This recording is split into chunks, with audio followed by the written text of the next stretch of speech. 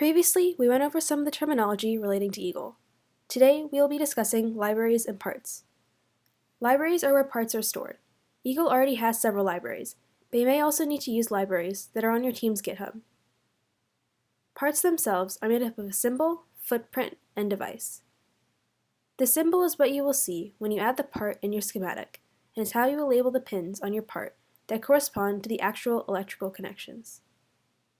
The footprint is the actual physical representation of the part, and is what you will see in the PCB layout.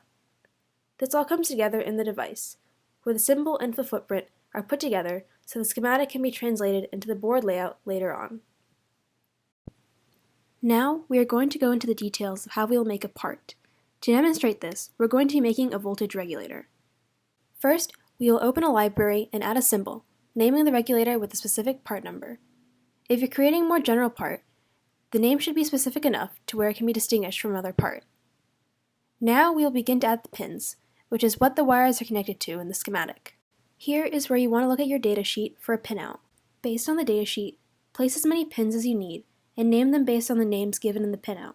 You can also set the pin types, for example if they are I/O or power, and this can be done by changing the direction of the pin and its properties. Here is where we will draw what the part will look like in the schematic using wire in the symbols layer. It is best to use standard symbols so others can read your schematics more easily. You might need to neaten this up by adjusting the size of the outline so all pin names can be seen. Using the text tool, add the name and value which will be filled out when the part is placed in the schematic. Also change these to their respective layers. After creating your symbol, you should center it to where the origin is in the center by grouping the pins and wire and moving it if needed. Now we'll move on to making the footprint. The footprint is the physical shape of the component. Here is where you will specify the physical locations of the pins so they can be soldered onto the PCB. First, name the footprint with the package name, as several parts can share the same footprint. Some examples of common footprints that you'll run into are pictured here. On the sidebar, you can choose to place an SMD or through-hole pad. With through-hole mounting, the component is placed in drilled holes in the PCB and soldered, and is generally used in applications where stronger connections are needed. With surface mount, the components are soldered directly onto the board and are useful when creating smaller PCBs. You can readjust the size of the pad by adjusting its properties. The datasheet for the part should have a diagram or table listing all the measurements that you need. You can then copy as many pads as you need to match the datasheet.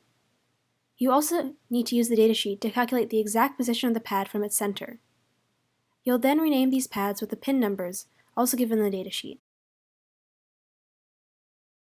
Now we're going to edit some of the other layers of the part to help us later. You can draw a basic outline of the part in the top document layer to ensure that there are no overlapping parts, though this will not show up on the board itself. Make sure to adjust these outlines to the exact dimensions given in the datasheet. We are also going to edit the T-place layer, which adds a silkscreen. The silkscreen will get printed on the board and will help when placing and soldering components. Here we're going to add a dot next to pin 1 to serve as a reference point for soldering, because our part has a certain orientation. Finally, we're going to edit the T keepout layer to make sure that when we're designing the board, we don't place components too close to each other. Finally, you will add the name and value as you did when creating the symbol. Some general tips to make this process easier include changing the grid size and positioning the center of the component at the origin to make calculating positions easier. Also remember to check if you are using the correct units before inputting positions and sizes. The last step is creating the device, which brings the symbol and footprint together so the part used in the schematic you create can be translated into the board layout. You'll first create a new device with the general part number, since the device isn't footprint specific and can have multiple different footprints. You will then add the symbol, center it, and add the footprint.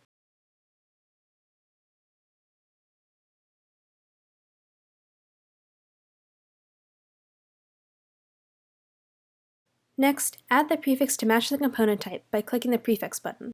You should then adjust the name of the device to match the manufacturer's part number.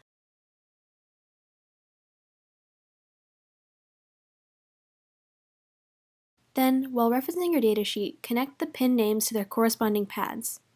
At this point, you may be able to combine pins, like ground pins, which can make your schematic more legible.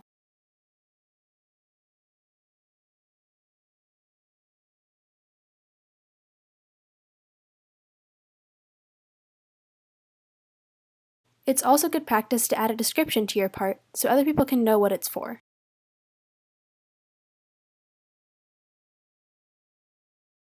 Now you are done with your first part. Many more parts can be added to this library. As you make more parts, remember to check if they share footprints or symbols so you can save time by not having to remake them if they do. You can also utilize footprints and symbols from other libraries. The process of making a part is valuable as it shows how Eagle is able to translate from a schematic to a board layout. However, you will often find the CAD file for the part when you're speccing it.